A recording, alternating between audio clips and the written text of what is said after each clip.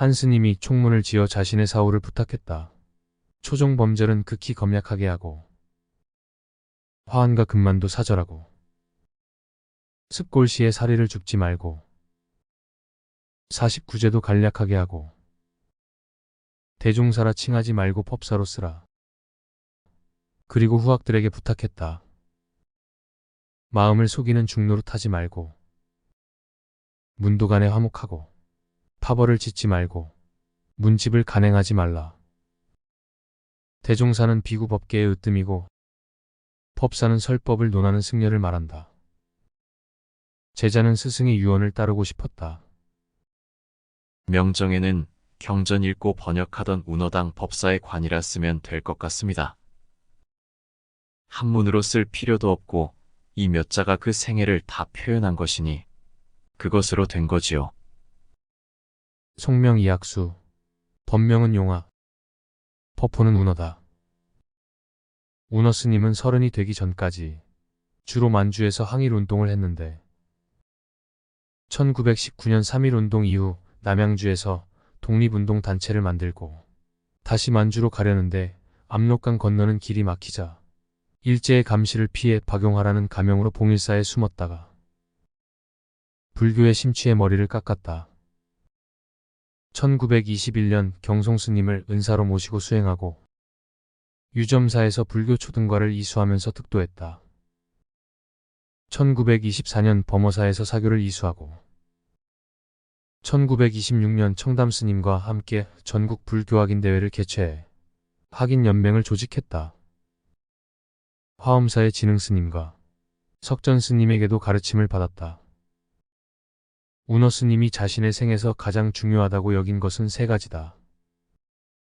첫째 독립운동, 둘째 역경사업, 셋째 교육사업이다.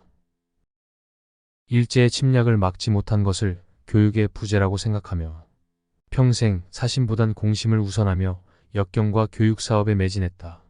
운어 스님은 불광에 기재한 글에서 이렇게 밝혔다. 평생에 가장 기뻤던 일은 8.15 해방이 되었을 때인데 30이 넘도록 한 것이 독립운동뿐인 사람이라서일 것이다.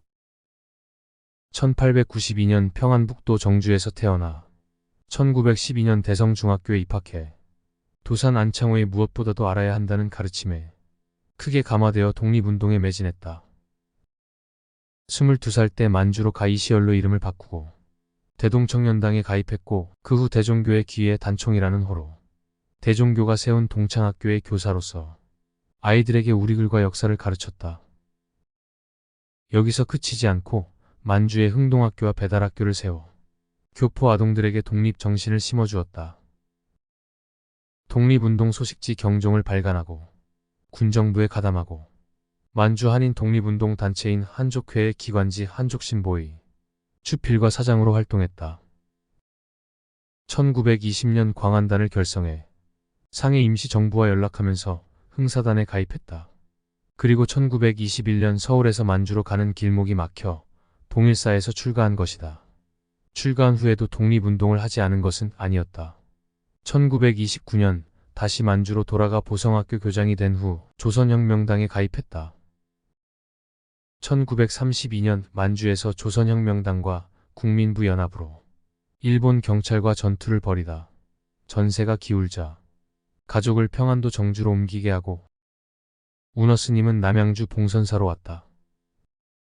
1945년 8월 광복이 되자 만주에서 활동하던 동지들을 규합해 조선혁명당을 재건해 정당 활동을 시작했지만 1946년 조선혁명당이 신진당으로 개편되면서 정당 활동을 그만뒀다.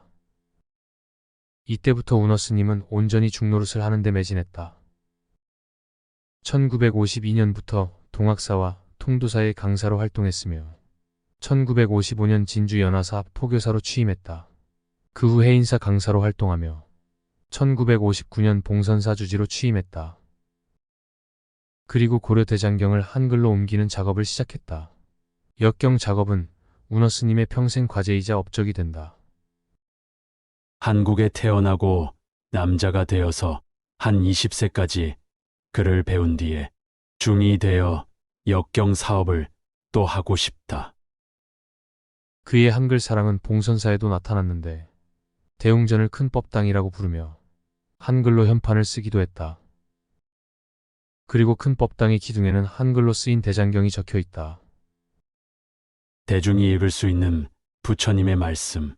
대중이 당장 이해할 용어를 만들어 위로는 보리를 구하고 아래로는 중생을 건지는 지름길을 마련하기에 인색하지 말자.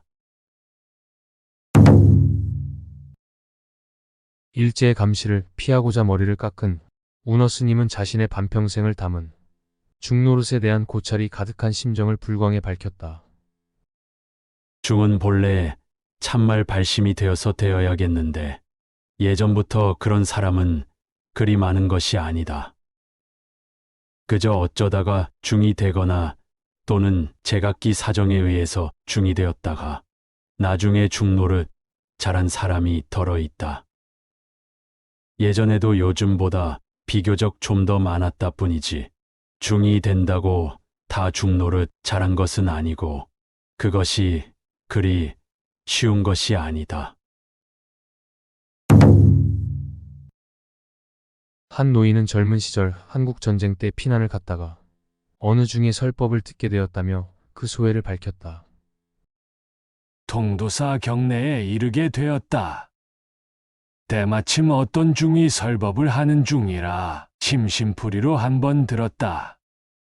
그런데 그의 변설이 어찌 그리 조리 있고 듣기에도 편안한지 넋을 잃고 경청하다가 끝내는 그만 완전히 매료되었다. 그 중이 운어 스님이다. 운어 스님은 안창호의 가르침을 늘 가슴에 새겨두었다. 그래서 광복 이후 남양주 봉선사 근처에 광동학교를 설립했다. 그리고 백범 김구 선생을 찾아가 학교 도서관에 걸어둘 글을 부탁했다. 김구 선생은 흔쾌히 붓을 들어 글씨를 썼다. 집액성구 여우의 겨드랑이 밑에 난 흰 털을 모아 가옷을 만든다. 여러 사람이 힘을 모으면 어떤 일이든 성취할 수 있다는 의미다. 학생들이 분발해 부강한 나라를 만들어 달라는 당부였다. 운어 스님은 이광수의 팔촌형이었다. 이광수는 전염병으로 부모를 잃고 고아가 됐는데 운어 스님의 집에 의탁하면서 운어 스님과 함께 어린 시절을 보냈다고 한다. 광복 이후 이광수가 친일변절자로 문매를 맞고 아들의 죽음으로 괴로워할 때 운어 스님은 이광수를 봉선사의 다경양실로 이끌었다. 그리고 이광수에게 광동학교의 교직을 제안했다. 이 인연으로 이광수는 원효대사와 꿈을 지필했다. 운어 스님은 이광수에게 말했다. 나라와 결애를 위한 문학을 하시오. 하지만 이광수는 한국전쟁 때 납북되어 사망했다. 운어 스님은 훗날 봉선사에 이광수 넛을 기리는 기념탑을 세웠다. 한국전쟁 때 운어 스님은 회갑을 맞이해 회갑일 자부 두수를 남겼는데 두수의 앞부분은 이렇다. 빈털털이 처량하게 떠도는 나그네 조촐한 환갑상을 차려주니 그대 고맙구려. 충성을 다하자던 처음의 뜻 꿈결로 돌아갔는데 부처를 섬기려던 반평생도 헛이름만 빚졌네. 그는 30살까지는 나라를 섬겼고 그 이후에는 부처를 섬겼다. 그의 시에는 이 섬김에 대한 마음이 절절하게 담겨 있다. 운어 스님은 1961년 국내 최초로 불교사전을 편찬했고 1964년 동국역경원을 설립했고 수많은 불교 서적을 출간했다. 그리고 대한민국은 그의 독립운동을 기리기 위해 1962년 문화훈장, 1963년 대통령 표창장, 1991년 건국애국훈장을 수여했다. 운어 스님은 자신이 끝내지 못한 한글 대장경 작업을 이어받은 제자 월운 스님에게 직접 쓴 글귀를 전했다. 시비의 바다 속으로 몸을 던져 들어가라. 표범과 호랑이 물이라도 무서워 말고 걸림없이 그 속을 헤쳐나가라. 1980년 운어 스님은 총문을 지어 사후의 일을 부탁하고 입적했다. 세수 89세, 법납 59세였다. 운어 스님의 다 이루지 못한 한글 대장경은 제자 월운 스님이 완간했다.